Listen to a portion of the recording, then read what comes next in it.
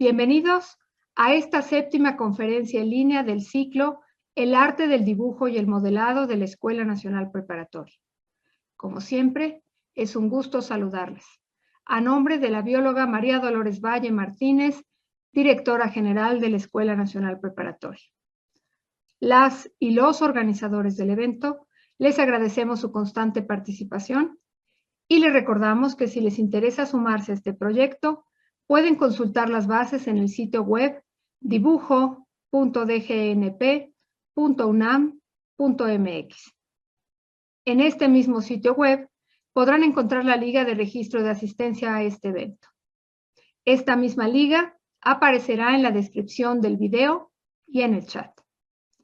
El día de hoy contamos con la valiosa participación de los profesores del plantel número 8, Carla Verónica García Cruz y David Cruz Sánchez, quienes compartirán con nosotros una breve historia de la ilustración biológica.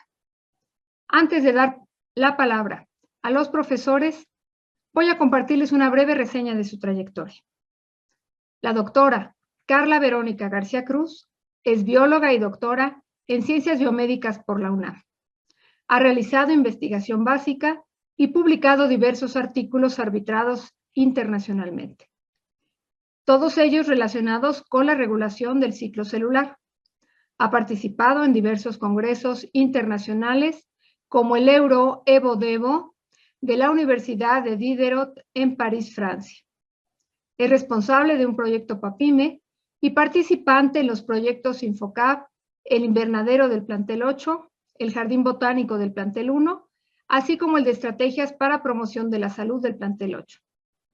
Es miembro de la Academia de Profesores Embajadores México-Puerto Rico, del Howard Hughes Medical Institute Biointeractive. En su labor docente, ha sido profesor a nivel licenciatura en las facultades de Ciencias y Medicina de la UNAM. Desde hace 7 años, colabora como profesora de Biología en la Escuela Nacional Preparatoria número 8 Miguel Schulz, en donde pertenece al subprograma de incorporación de jóvenes académicos FIJA desde hace 3 años. El maestro David Cruz Sánchez es biólogo por la Facultad de Ciencias de la UNAM. Tiene grado de maestro en Ciencias Biológicas, obtenido en el Instituto de Ecología de la UNAM, así como estudios terminados de doctorado en el programa de Ciencias Biomédicas, realizado en el mismo Instituto de la UNAM. Actualmente es profesor de tiempo completo en el plantel 8 y es coautor de 2 artículos de investigación en revistas internacionales indexadas y arbitradas. Ha realizado varios cursos y un diplomado en el área de informática, bioinformática y desarrollo de tecnologías de la información. Cuenta con varios cursos y 2 diplomados en el área de formación docente y educación. Además, ha impartido cursos para profesores en la DGTIC y la CUAYED de la UNAM. Actualmente es responsable del proyecto Infocap, innovación de la enseñanza de ciencias experimentales con el diseño e impresión en 3D de material didáctico para la Escuela Nacional Preparatoria en el plantel número 8. Le cedo la palabra entonces a la doctora Carla y al maestro David, deseando que disfruten mucho de esta charla. Saludos a todos y todas. Somos los profesores Carla García Cruz y su servidor David Cruz Sánchez. Pertenecemos al Colegio de Biología, la Escuela Nacional Preparatoria, plantel 8, Miguel Schulz, y les vamos a presentar la ponencia titulada Breve Historia de la Ilustración Biológica. Comenzamos. La ilustración científica, también conocida como el dibujo científico, es una disciplina de las artes visuales que está al servicio de la ciencia y como tal sirve para generar conocimiento. Particularmente en el campo de la biología, el dibujo científico ha sido un recurso empleado a través de los siglos por los naturalistas y por los ahora biólogos. Su objetivo es comunicar la información y el conocimiento principalmente de la botánica, la zoología y recientemente de los modelos moleculares. Los antecedentes los tenemos desde las primeras pinturas rupestres, en donde representan el tipo de fauna que había en los entornos de los primeros hombres. Por ejemplo, en las cuevas de Altamira encontramos representados en la pintura rupestre hasta 10 especies diferentes de mamíferos.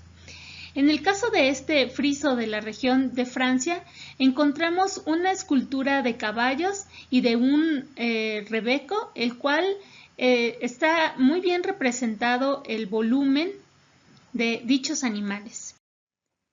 La ilustración biológica se encuentra representada también en las antiguas civilizaciones de la humanidad. Ejemplo de ello son las ilustraciones que observamos en las antiguas tumbas de los egipcios, en donde se presentan flora y fauna intrínseca del lugar.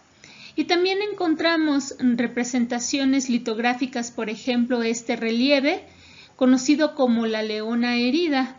En él se puede observar las representaciones de los músculos y de los tendones de dicho animal, inclusive la representación del rugido. De este tiempo damos un salto hasta la Edad Media, en donde la ilustración biológica tuvo cierto grado de subjetividad y misticismo, debido a que las ilustraciones tenían una transmisión histórica de errores, ya que representaban las ideas, la cultura y la religión de su momento. La ilustración está contenida en los famosos bestiarios, en donde se describen las costumbres, el comportamiento de ciertos animales mitológicos a través de narraciones y descripciones basadas en diferentes escritos grecolatinos antiguos. Ya para el siglo XIII aparece un ingeniero, el cual escribe un cuaderno de notas conocido como Villard. Villard hace o tiene una técnica en donde representa, basados en esquemas geométricos, diversos rostros inscritos en base de triángulos o de cuadrados o de círculos. Y esto lo hace con la finalidad de garantizar la belleza de las proporciones. En el caso de ciertos animales, una oveja la representaba con un cuadrado y con un triángulo. Las águilas las representaba con formas de estrella. Y en el caso de los perros, con 5 triángulos. Bueno, posteriormente llegamos al Renacimiento, en donde encontramos a su máximo representante, es decir, Leonardo da Vinci. Leonardo da Vinci fue el primero en fusionar el pensamiento científico, el pensamiento crítico, con el dibujo, ya que lo emplea para describir el conocimiento. Hace descripción de estructuras y las relaciona a una función. Y además observamos en múltiples descripciones de él, en donde plasma ideas acerca del funcionamiento de lo que él va representando. No solamente encontramos descripciones embriológicas, también hay numerosas obras de embriología humana y del vuelo de las aves. Leonardo no es el único en describir la naturaleza en el Renacimiento. También tenemos obras de Alberto Durero, el cual representa la naturaleza tanto viva como muerta. Hay representaciones botánicas e introduce la acuarela para representarlas. ¿Cómo vamos o qué se sabe de la ilustración en el México prehispánico y qué sucede en la época de la colonia? En el México prehispánico encontramos una diversidad de culturas que tenían conocimientos muy consolidados acerca de la flora y la fauna del lugar. O sea, sabemos y lo hemos observado que las culturas olmeca, tolteca, teotihuacana, zapoteca, mixteca, azteca y maya tenían en cada una de sus representaciones artísticas elementos naturales. Podemos observar en este ejemplo al jaguar como una representación de lo que sucedía en la Mesoamérica prehispánica.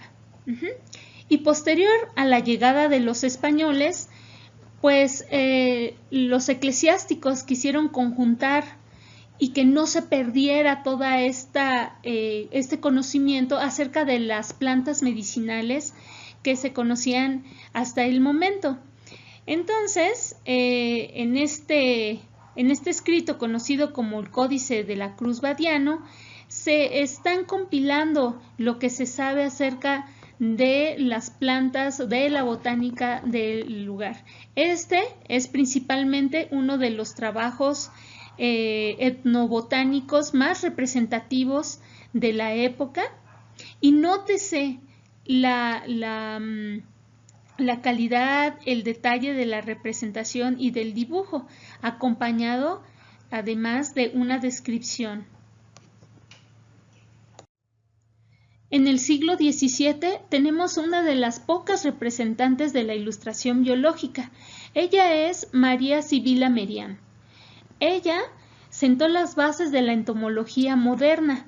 Su historia es muy bonita. Ella desde pequeña estuvo en contacto con la ciencia. Su padre era científico y tenía gran curiosidad por las larvas, por la metamorfosis de las mariposas. Entonces ella se dedicó a describir la metamorfosis de una gran variedad de especies de mariposas, y no solamente eso, tuvo la oportunidad, dada su época, de viajar a otros lugares como Surinam, en donde hizo una descripción muy detallada de otros artrópodos como tarántulas, como diversos escorpiones. En fin, su obra de ella es muy vasta y está publicada en diversos escritos. En el siglo XVIII tenemos al padre de la taxonomía, a Carlos Linneo, con una nueva propuesta para la clasificación de las especies. Linneo se encarga de nombrarlas de acuerdo a una nomenclatura e intenta clasificarlas de acuerdo a sus características anatómicas internas y externas. En muchas de sus obras, como Systema Naturae o esta que les presento aquí, Species Plantarum, él se dedica a hacer la descripción de dichos caracteres, como se nota acá, respetando inclusive la proporción de estos. Y dado que ya existía la imprenta para su tiempo, su obra alcanzó una gran difusión entre los expedicionistas del Nuevo Mundo, de Oceanía y de África. Con él nace lo que se conoce como la ilustración científica de la historia natural, en donde se plasman ya conceptos con rigor y con claridad. Inclusive hay quienes dicen que este tipo de ilustración se le conoce como estilo Linneo. En el siglo XVIII y XIX, naturalistas y artistas participaron en las grandes expediciones científicas en donde se documentó numerosas ilustraciones de flora y de fauna desconocidas. Una de ellas es la expedición realizada por Carlos Rizo hacia el Reino de Granada, en donde se observan un montón de ilustraciones de la flora y de la fauna del Reino de Granada. Nótese cómo él resalta con color ciertas partes o ciertas regiones de las plantas en donde él quiere llamar la atención. Y bueno, otra de las obras en donde se trata de explicar un concepto a base de imágenes la encontramos en El origen de las especies por Charles Darwin, en donde él intenta explicar el concepto de adaptación por medio del dibujo de pinzones. A partir de este siglo surge un nuevo concepto conocido como ilustración naturalista, en donde se busca precisamente la armonía de las composiciones, la búsqueda de los mejores fondos y bueno, pues si tiene una característica principal, podríamos decir que las obras no necesariamente son fidedignas a la realidad, sino que corresponden más bien a una visión personal y un tanto subjetiva del autor. A partir del siglo XIX comienza a haber una explosión en cuanto a las técnicas utilizadas para la ilustración científica. Aquí les muestro algunas técnicas que se conocen como secas para la representación naturalista. Aquí tenemos Sudán, el último rinoceronte blanco. Está hecho con la técnica de lápiz de grafito. Y por otro lado, encontramos esta representación conocida como pico de la urraca, la cual es una técnica mixta en tonos de acuarela sobre dibujo a tinta negra. En cuanto a México, destacan notables naturalistas como Alfonso Herrera y Alfonso L. Herrera, este último considerado como padre de la ornitología mexicana, y a Rafael Montes de Oca con el estudio de los colibríes pintados por José María Velasco. El puntillismo es otra de las técnicas más utilizadas en la publicación científica. Representa los objetos mediante líneas y puntos y se emplean para ello plumas rellenas con tinta china. Expresan el color mediante una escala de grises y también por este medio intentan darle volumen a los objetos, a las formas de los diferentes organismos. Este tipo de ilustración es muy barata y es la que más se utiliza para la ilustración científica y particularmente para los insectos. Nótese que la técnica del puntillismo en particular se utiliza también para la descripción de formas y estructuras. Y bueno, actualmente la ilustración se sigue empleando para las guías de identificación de las diferentes especies. Tiene muchas ventajas sobre la fotografía, por ejemplo, en costos, en cuanto a la luz, en cuanto a la temporada en donde se presenta la especie. Y bueno, también nos da la posibilidad de rellenar huecos en donde no los vemos. Esto ha ayudado muchísimo, por ejemplo, para terminar de describir la estructura de fósiles. Y bueno, pues la ilustración nos sirve para representar no solo la anatomía, sino también el entorno y el comportamiento de las especies. Efectivamente, ¿no? La ilustración ha tenido un papel muy importante en la investigación científica y biológica. Sin embargo, también tiene un rol en la divulgación biológica, que es lo que vamos a ver a continuación. Por ejemplo, en divulgación, uno de los instrumentos muy utilizados o muy socorridos es la infografía, justamente porque permite comunicar de forma fácil la importancia, por ejemplo, de alguna especie o de algún proceso biológico. Y bueno, ¿cómo sería el proceso de elaboración de una infografía desde el punto de vista del dibujo y del diseño gráfico? Bueno, pues primero habría que delimitar justamente el espacio y la forma en que se va a leer esta infografía. En este caso, las flechas indicarían cómo se podría leer esta infografía y qué orden debería llevar. Posteriormente se tienen que hacer los dibujos que va a llevar la infografía. En este caso, la infografía es para comunicar la importancia de esta abeja, de la abeja maya, que además es endémica de México. Entonces tienen que hacer dibujos resaltando los rasgos más importantes de esta abeja. Aquí se utilizaron la técnica de la acuarela y de lápices de colores, justamente para resaltar tanto a la abeja como a la flor que poliniza. Después se genera un boceto de la infografía en general, donde van a ir los dibujos, donde van a ir los textos, los títulos y otros elementos muy importantes. Después se tiene que escoger la paleta de colores. En este caso les muestro la que se escogió al final. Sin embargo, se tienen que tener varias opciones entre las cuales escoger. También se tienen que escoger la tipografía, los títulos, entre otras cosas. Y bueno, además de la información. Y aquí ya les mostraría la versión final, que muestra justamente la importancia de esta abeja para nuestro país. No voy a entrar mucho en detalle, mi intención nada más era mostrar cómo se generan estas infografías.